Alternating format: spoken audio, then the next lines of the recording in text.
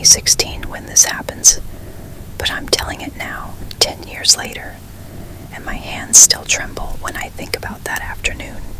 It's April in central Pennsylvania, one of those early spring days where the sky is painfully blue and the air smells like thawing earth and wet grass. The snow is long gone, but the ground is still soft from the melt. Crocuses and daffodils push up around the headstones like stubborn little miracles. I drive out to Montour Cemetery just outside Danville. My mother has been buried there since the previous fall. Breast cancer. Quick at the end. Cruel. The cemetery sits on a gentle hill, bordered by skeletal trees just beginning to bud. It's quiet except for distant traffic and the lazy hum of insects. I park near the gravel path and carry a small bouquet of pink tulips, her favorite. I remember thinking how peaceful it looks, how harmless. Her grave is near the back, not far from a line of old, leaning stones from the 1800s. The older section always unsettles me, but I try not to look at it. I kneel in the damp grass, brush away some wind-blown leaves from her stone, and trace her name with my fingertips. "Hi, Mom," I say. I talk to her like she's still listening. I tell her about my job, about how Dad pretends he's fine, but isn't. I tell her I miss her cooking, her laugh, the way she used to hum while washing dishes. The words spill out of me easier here than anywhere else. It's when I'm apologizing for not being at the hospital the exact moment she took her last breath, that I hear it. Footsteps. Not on gravel, not on pavement, on grass. Slow, soft, dragging. I stop mid-sentence and glance over my shoulder. There's no one on the path, no cars pulling in. The nearest headstones are at least 20 yards away. The sound comes again, a shuffle, like someone walking with stiff legs. "Hello," I call out, half expecting an elderly visitor. No answer. The breeze dies abruptly. The birds that had been chirping go silent all at once, like someone turned off a switch. The quiet presses in on me. I stand up slowly. That's when I see her. At first, I think it's just my eyes playing tricks on me in the glare of the afternoon sun. But she's standing between two old headstones in the older section of the cemetery. A woman in a pale, outdated dress. The fabric hangs straight down, unmoving despite the faint breeze that brushes my hair. She's facing me. Her skin is the color of candle wax. Her eyes are too dark, too empty, and she isn't blinking. My brain tries to rationalize. Reenactor, a trick of light, a grieving widow dressed strangely. But she's slightly translucent. I can see the granite edge of a headstone through her shoulder. My stomach drops. I blink hard. She's still there. "Ma'am." My voice comes out thin and brittle. She tilts her head slowly, like she's studying me. Then she takes a step forward. Her movement isn't natural. It's stiff, shirky, like something wearing a body instead of living inside it.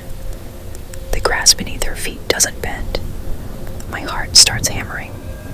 I take a step back and bump directly into something solid behind me. I spin around.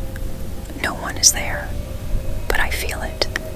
The distinct sensation of having collided with a person. My shoulder still tingles from the impact. When I turn back toward the old section, she's closer, much closer. Close enough that I can see her mouth hanging slightly open. The corners of her lips are cracked and dark, as if they've split from dryness. And she's smiling. Not kindly, not warmly. It's a stretched, wrong expression, like she's imitating something she once saw on a human face. I stumble backward and nearly trip over my mother's grave marker. The tulips fall from my hand. "Stop," I whisper. "Please." That's when the temperature drops. It's sudden and violent, like stepping into a freezer. My breath fogs in front of me, even though it's 60 degrees out.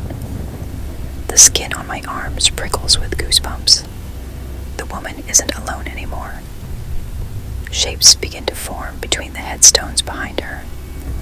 Faint at first, like heat ripples rising from asphalt. Then they sharpen. Men, women, children, dozens of them, all pale, all hollow-eyed, some in old-fashioned clothing, some in more modern attire. One boy wears a Little League jersey from the 1980s.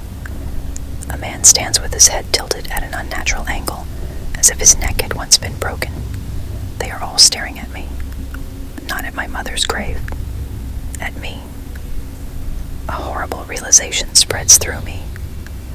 They aren't here for remembrance. They aren't lingering in peace. They're waiting.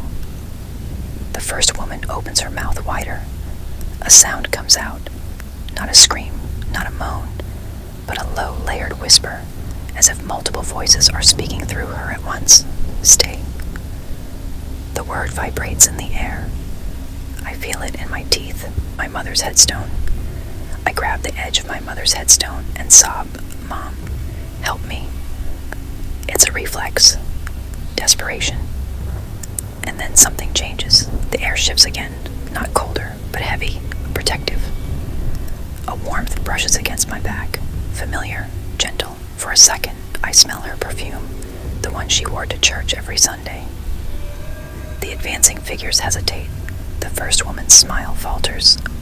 The warmth at my back grows stronger, pressing against me like an invisible shield. I don't see my mother. I don't hear her voice. But I know she's there.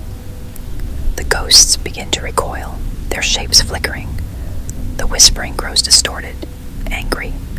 The first woman's face twists, not into grief, but fury. Her dark eyes lock onto mine one last time. Then one by one, they dissolve, fading like mist under direct sunlight. The temperature rises back to normal. Birds resume chirping, tentative at first. The breeze returns. I collapse to my knees in the grass, shaking uncontrollably. The cemetery looks ordinary again. Quiet, peaceful, but I know what I saw.